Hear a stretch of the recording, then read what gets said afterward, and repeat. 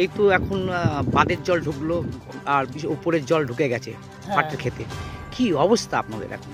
আমাদের অবস্থা খুবই শোচনীয়, কারণ এ যা পাটের অবস্থা, পাটকে মানে জনের দাম উঠবে না, কোনো খরচা উঠবে না।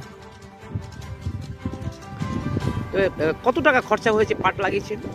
ও 1 বিঘে জমি খরচা করতে গেলে পরে অন্তত 7 থেকে 8 হাজার টাকা খরচা হবে। এই যে অসময়ের জল, বৃষ্টির জল, বর্ষার সময় অসময়ের জল, এই যে বাঁধের ছাড়া জল, এটা ফলে কি হচ্ছে মানে আপনাদের মানে? আমাদের বিশাল ক্ষতি হচ্ছে, এর মতো ক্ষতি আর বলা যায় না, কেননা এ যা ক্ষতি হয়ে গেল, এ ক্ষতিপূরণ উঠবে না, খরচার পয়সা উঠবে না। এর নাম, আপনার নামটা কি? সুফল বিশ্বাস। জায়গাটার নাম? এটা হচ্ছে সান্নাল।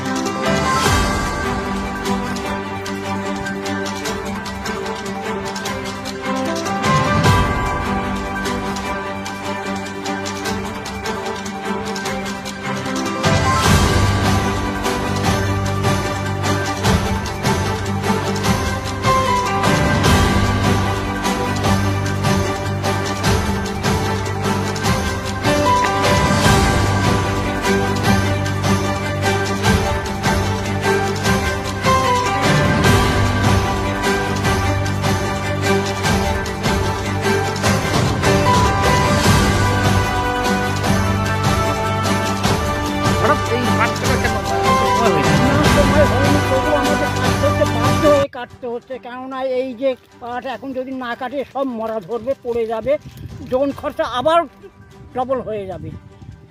তা যার জন্যে এখনই কাটতে হবে, কেননা এখন যদি না কাটিও মরা ধরবে।